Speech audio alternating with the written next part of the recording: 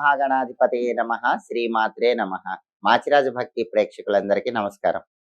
ఫిబ్రవరి 1వ తేదీ నుంచి ఫిబ్రవరి 10వ తేదీ వరకు మేషాది ద్వాదశ రాశులకి రాశి ఫలాలు ఏ విధంగా ఉండబోతున్నాయో, ఏ గ్రహాలు యోగిస్తున్నాయో, ఏ గ్రహాలు యోగించటం లేదో, ఎటువంటి పరిహారాలు చేసుకోవాలో, ఏ ఏ దేవీ దేవతల ఆలయ దర్శనం చేసుకోవాలో, ఏ మంత్రాలు చదువుకోవాలో, ఏ స్తోత్రాలు పఠించుకోవాలో, సకల దేవతా స్వరూపమైన గోమాతకి ఏ ఆహారం తినిపించాలో, ఎలాంటి ద్రవ్యాలు దానం ఇచ్చుకోవాలో, అలాగే ఈ 10 రోజుల్లో మేషాది ద్వాదశ రాశుల వారికి సంపూర్ణంగా అన్ని రంగాల్లో ఆర్థిక, ఆరోగ్య, కుటుంబ వ్యవహారాల్లో ఎటువంటి ఫలితాలు రాబోతున్నాయో ఈ వీడియోలో మనం తెలుసుకుందాం.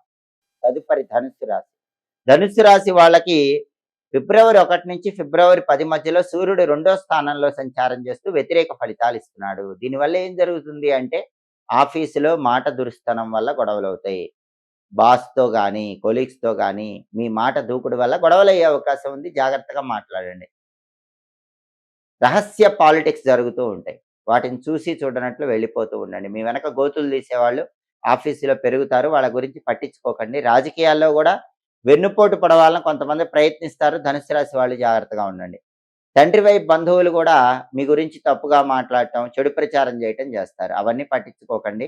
తండ్రితో దురుసుగా మాట్లాడకండి. తండ్రితో జాగ్రత్తగా మాట్లాడండి. లేకపోతే తండ్రితో కూడా విభేదాభిప్రాయాలు వచ్చే అవకాశాలు ఉన్నాయి. 2వ స్థానంలో సూర్యుడు వ్యతిరేకంగా ఉన్నాడు కాబట్టి తండ్రితో కానీ, తండ్రి తరపు బంధువులతో కానీ, ఆఫీసులో వాళ్ళతో కానీ ఏదో ఒక రకంగా మీ మాట దురుసుతనం వల్ల గొడవలు అయ్యే అవకాశం ఉంది. జాగ్రత్తగా మాట్లాడటం అనేది చెయ్యండి. అలా రాకుండా ఉండాలంటే నానబెట్టిన గోధుమలు బెల్లంతో కలిపి ఒకసారి ఆవుకు పెట్టండి. కేజింబావు గోధుమలు ఎర్ర వస్త్రంలో మూట కట్టి బ్రాహ్మణుడికి దానం ఇవ్వండి.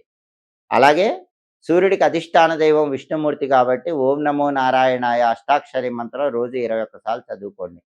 మాట దురుసుతనం వల్ల వచ్చేటటువంటి సమస్యలు రాకుండా విష్ణు పంజర స్తోత్రం వినండి. అప్పుడు సూర్యుడిచ్చే వ్యతిరేక ఫలితాలు తొలగిపోతాయి. అలాగే బుధుడు ధనుసు రాశి వాళ్ళకి 2, 3 స్థానాల్లో సంచారం చేస్తున్నాడు. మొదటి 3 రోజులు 2వ స్థానంలో ఉన్నాడు. విద్యార్థులు ఎవరైనా మంచి ఎగ్జామ్ రాయాలంటే, మంచి ర్యాంకులు తెచ్చుకోవాలంటే ఫిబ్రవరి 1 నుంచి ఫిబ్రవరి 3 వరకు బలం ఉంది. నిరుద్యోగులు ఇంటర్వ్యూకి వెళ్ళి కొత్త జాబ్ కొట్టాలంటే 1వ తేదీ నుంచి 3వ తేదీ వరకు బలం ఉంది. బిజినెస్లో బాగా డబ్బులు సంపాదించాలంటే, బాగా లాభాలు రావాలంటే 1వ తేదీ నుంచి 3వ తేదీ వరకు బలం ఉంది. ఫిబ్రవరి 4 నుంచి ఫిబ్రవరి 10 వరకు బుధుడి బలం లేదు కాబట్టి విద్యార్థులు ఎక్కువ కష్టపడాలి. అప్పుడే ర్యాంకులు వస్తాయి. వ్యాపారస్తులు కొత్త కొత్త పథకాలతో ముందుకు వెళ్ళాలి. అప్పుడే వ్యాపారం బాగా సాగుతుంది. అలాగే కొత్త ఉద్యోగం కోసం చేసే ప్రయత్నాల్లో కూడా ఒడిదుడుకులు ఎక్కువ ఉంటాయి. సహనంతో వ్యవహరించాలి. ఈ సమస్యలు రాకుండా నానబెట్టిన పెసలు ఆవుకు పెట్టడం, కేజింబావు పెసలు ఆకుపచ్చ వస్త్రంలో మూటగట్టి దానం ఇవ్వటం 4వ తేదీ నుంచి 10వ తేదీ మధ్యలో చేసుకోండి. అలాగే ఈ సమయంలో సంకటనాశక గణేష స్తోత్రం చాంటింగ్ వినండి. గణపతికి సంబంధించినటువంటి శక్తివంతమైనటువంటి మంత్రం ఒకటి ఉంది. అదేంటంటే ఓం వికటాయ నమః. ఈ మంత్రం రోజు 21 సార్లు చదువుకుంటే ఫిబ్రవరి 4 నుంచి 10 మధ్యలో బుధుడిచ్చే వ్యతిరేక ఫలితాలు తొలగిపోతాయి. అలాగే ధనుసు రాశికి కుజుడు 2వ స్థానంలో వ్యతిరేకంగా ఉన్నాడు. దీనివల్ల ఏం జరుగుతుందంటే ముక్కు మీద కోపం, మాటలో కోపం వల్ల కుటుంబంలో సభ్యులతో గొడవలయ్యే అవకాశం ఉంది. కుటుంబ సభ్యులతో మాట్లాడేటప్పుడు కోపాన్ని తగ్గించుకోండి. లేకపోతే ఆ కోపం వల్ల గొడవలయ్యే అవకాశాలు ఉన్నాయి. అలాగే మీ మాట తేడాగా రావటం వల్ల ధనం నష్టపోయే అవకాశాలు కూడా ఈ 10 రోజుల్లో 2వ స్థానంలో కుజుడి వల్ల కనిపిస్తున్నాయి. కాబట్టి కుజుడిచ్చే ఈ వ్యతిరేక ఫలితాలు పోవాలంటే నానబెట్టిన కందులు బెల్లంతో కలిపి ఆవుకు పెట్టడం, కేజింబావు కందులు ఎర్ర వస్త్రంలో మూటగట్టి బ్రాహ్మణుడికి దానం ఇచ్చుకోవటం చేయండి. ఓం అంగారకాయ నమః అనే మంత్రం రోజు 21 సార్లు చదువుకోండి. అలాగే సుబ్రహ్మణ్య ఆలయ దర్శనము, నరసింహస్వామి ఆలయ దర్శనం చేయండి. లక్ష్మీ నృసింహ కరావలంబ స్తోత్రం చాంటింగ్ వినటం కానీ చదవటం కానీ చేయండి. అప్పుడు కుజుడిచ్చే వ్యతిరేక ఫలితాలు ఈ 10 రోజుల్లో ధనుసు రాశి వాళ్ళు తొలగింపజేసుకోవచ్చు. అనుకూల ఫలితాలు పొందవచ్చు. అలాగే శుక్రుడు ధనుసు రాశి వాళ్ళకి 2, 3 స్థానాల్లో సంచారం చేస్తున్నాడు. మొదటి 5 రోజులు 2వ సంచారం యోగిస్తున్నాడు. తర్వాత 5 రోజులు 3వ సంచారం యోగించట్లేదు. మొదటి 5 రోజుల్లో ధనుసు రాశి వాళ్ళకి శుక్రుడి బలం ఉండటం వల్ల ఎదుటి వాళ్ళని ఆకర్షించగలుగుతారు. వీళ్ళు చెప్పిందే వేదం, చేసిందే శాసనం అన్నట్లుగా అందరూ ఆకర్షించబడుతూ ఉంటారు. కళారంగంలో కూడా తారాస్థాయికి వెళతారు. అలాగే టెక్స్టైల్, లేడీస్ ఎంపోరియం, బొటిక్ లాంటి వ్యాపారాలు, కాస్మెటిక్స్ వ్యాపారాల్లో కూడా మొదటి 5 రోజుల్లో ధనుసు రాశి వాళ్ళు మంచి లాభాలు పొందుతారు. సినిమా, టీవీ రంగాల్లో బ్రహ్మాండమైన జాక్‌పాట్ అవకాశాలొచ్చే అవకాశాలు గూడా ఎక్కువగా ఉన్నాయి. కానీ ఫిబ్రవరి 6 నుంచి ఫిబ్రవరి 10 వరకు మాత్రం శుక్రుడి బలం లేదు. ఈ 5 రోజుల్లో శుక్రుడి బలం లేదు కాబట్టి కళారంగంలో సమస్యలుంటాయి. అలాగే భార్యాభర్తల మధ్య చికాకులుంటాయి. బ్యూటీ రిలేటెడ్ వ్యాపారాల్లో ఒడిదుడుకులుంటాయి. అవి తొలగిపోవాలంటే నానబెట్టిన అలసందలు ఆవుకు పెట్టాలి. కేజింబావు అలసందలు తెల్లటి వస్త్రంలో మూటగట్టి బ్రాహ్మణుడికి దానం ఇవ్వాలి.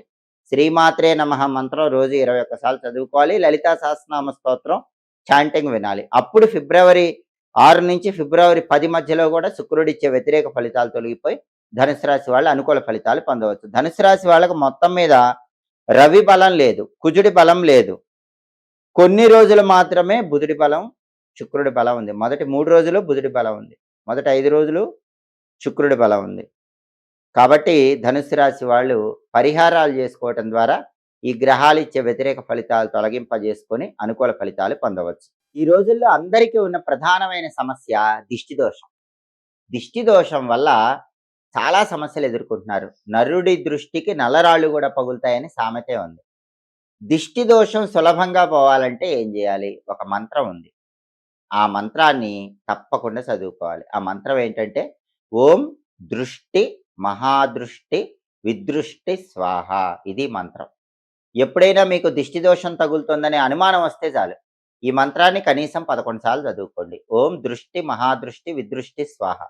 వెంటనే దృష్టి దోష తీవ్రత మొత్తం కూడా తగ్గిపోతుంది. ఈ మంత్రాన్ని పురుషులు చదువుకోవాలి. మరి స్త్రీలైతే ఏం చేయాలి? స్త్రీలైతే శాబర మంత్రం చదువుకోండి. ఆ శాబర మంత్రం ఏంటంటే ఓం డడడం. దీన్ని శాబర మంత్రం అంటారు. ఓం డడడం. స్త్రీలు ఈ మంత్రాన్ని 11 సార్లు చదువుకోండి. అప్పుడు దృష్టి దోష తీవ్రతను తగ్గింపజేసుకోవచ్చు. అలాగే దిష్టి తగలకుండా ఉండాలంటే ఎవరైనా సరే ఎడంకాలికి నల్లదారం కట్టుకోండి. అప్పుడు దిష్టి దోషం తగలదు. అలాగే చాలామందికి దృష్టి దోషం వల్ల ఇంట్లో సమస్యలు ఎక్కువగా వస్తూ ఉంటాయి. ఎదుటి వాళ్ళ ఏడుపు దిష్టి ఇంటి మీద పడుతూ ఉంటుంది. అలా జరగకుండా ఉండాలంటే ఖచ్చితంగా మీ ఇంటి గుమ్మం పై భాగంలో బయట వైపు పంచముఖ ఆంజనేయ స్వామి ఫోటో పెట్టుకోండి. అయితే చాలా మందికి సందేహం ఏంటంటే పంచముఖ ఆంజనేయ స్వామి పాదాల కింద శనేశ్వరుడు ఉంటాడు. మరి శని కింద నుంచి ఇంట్లోకి వెళ్ళినట్లు అవుతుందనే సందేహం చాలా మందిలో ఉంటుంది. అయితే పంచముఖ ఆంజనేయ స్వామి ఫోటో మీరు ఎలా పెట్టుకోవాలంటే మీ ఇంటి గుమ్మం పై భాగంలో బయట వైపు పంచముఖ ఆంజనేయ స్వామి ఫోటో పెట్టుకునేటప్పుడు మీరు నడిచే విధంగా కాకుండా గుమ్మం పైన కొంచెం పక్కకు పెట్టుకోండి. మెయిన్ ఎంట్రన్స్ పై భాగంలో బయట వైపు కొంచెం పక్కకు పెట్టుకొని మీరు దాని కింద నుంచి కాకుండా ఇటుపక్కగా నడవండి. అప్పుడు ఆ ఫోటో వల్ల ఇంటికి దిష్టి తగలదు, మీరు స్వామి కింద నుంచి నడిచినట్లు కూడా అవ్వదు. అలాగే కలబందను మంగళవారం కుజహోరలో తగిలించుకోండి. మంగళవారం పొద్దున 6 నుంచి 7 మధ్యలో కుజహోరలో కలబంద తలకిందులుగా వేలాడదీయండి. కలబంద తలకిందులుగా ఎందుకు వేలాడదీయాలి? తలకిందులుగా వేలాడదీసినప్పుడు కలబందకుండే ముళ్ళు మనం నడిచేటప్పుడు జుట్టుకు తాకినట్లయితే జుట్టు ద్వారా చాలా వరకు కలబంద మొత్తం కూడా మనకున్న దోషాలు లాగేస్తుంది. శని దోషాలు, దిష్టి దోషాలు కలబంద లాగేస్తుంది. అందుకే కలబంద ఎప్పుడు ఇంటి గుమ్మానికి మంగళవారం కుజహోరలో రివర్స్లో వేలాడదీయాలి. అప్పుడు మనం ఎప్పుడు ఇంట్లోకి వస్తున్నా బయటికి వెళుతున్నా దానికి ఉన్న ముళ్ళు మన జుట్టుకు తాకుతూ ఉంటాయి. జుట్టు నుంచి ఉన్నటువంటి నెగిటివ్ ఎనర్జీ మొత్తం కలబంద లాక్కుంటుంది. అలాగే గుమ్మడికాయ ఖచ్చితంగా ఒక్కసారైనా అమావాస్య రోజు తెల్లవారుజామున 5ంటికి ఇంటి గుమ్మం ముందు కట్టండి. గుమ్మడికాయ అమావాస్య రోజు తెల్లవారుజామున 5ంటికి ఇంటి గుమ్మం ముందు వేలాడదీస్తే దానికి పవర్ ఎక్కువ ఉంటుంది. దిష్టి దోషాన్ని బాగా లాగేసే శక్తి ఉంటుంది. దీంతో పాటుగా 1 కేజీ పటిక కూడా, పటిక అంటే ఆలం, 1 కేజీ పటిక ఎర్రబట్టలో మూట కట్టి ఆ మూటను ఇంటి గుమ్మానికి మంగళవారం కుజహోర పొద్దున 6 నుంచి 7 మధ్యలో వేలాడదీయండి. ఇవి చేసుకుంటే ఇంటికి దిష్టి తగలదు. మంత్రం చదువుకుంటే మీ ఒంటికి దిష్టి తగలదు. అలాగే దిష్టి బాగా తగులుతుంది అనుకున్న వాళ్ళు మంగళవారం శుక్రవారం ఇంట్లో సాంబ్రాణి పొగ వేయటంతో పాటుగా స్నానం చేసే నీళ్ళల్లో ఉప్పు కణికలు 2 వేసుకొని స్నానం చేస్తూ ఉండండి. రాళ్ళ ఉప్పు కణికలు 2 నీళ్ళల్లో వేసుకొని స్నానం చేస్తూ ఉంటే ఎలాంటి దిష్టి మీకు తగలదు. ఈ నియమాలు పాటించండి, దృష్టి దోషాలు తొలగిపోతాయి. అలాగే బాగా దిష్టి ఎక్కువ ఉన్నప్పుడు ఏ దేవాలయానికి వెళ్ళాలంటే నరసింహస్వామి వారి దేవాలయానికి వెళ్ళాలి. నరసింహస్వామికి దృష్టి దోష నివారణ తొందరగా చేసే శక్తి ఉంటుంది. కాబట్టి నరసింహస్వామి ఆలయానికి వెళ్లి స్వామివారి ఆలయంలో ఆవ నూనెతో దీపాన్ని వెలిగించి రండి. అప్పుడు దృష్టి దోషం నుంచి బయటపడొచ్చు. దిష్టి వల్ల ఎలాంటి ఇబ్బందులు ఉండవు. ఎప్పటికప్పుడు జ్యోతిష శాస్త్ర పరంగా దినఫలాలు, మాస ఫలాలు, సంవత్సర ఫలితాలు, గ్రహాల సంచారంలో వచ్చే మార్పు వల్ల కలిగే ఫలితాలు, 10 రోజుల ఫలితాలు ఇవన్నీ తెలుసుకోవాలంటే మాచిరాజు భక్తి ఛానల్ తప్పకుండా చూడండి. మా వీడియోస్ మీకు నచ్చినట్లయితే మా ఛానల్ లైక్ చేయండి, కామెంట్ చేయండి. మా ఛానల్ వీడియోస్ 10 మంది మిత్రులకు షేర్ చేయండి. మా ఛానల్ సబ్స్క్రైబ్ చేసుకోండి. పక్కనున్న బెల్ సింబల్ నొక్కటం మాత్రం మర్చిపోకండి. సర్వే జనాః సుఖినో భవంతు. స్వస్తి.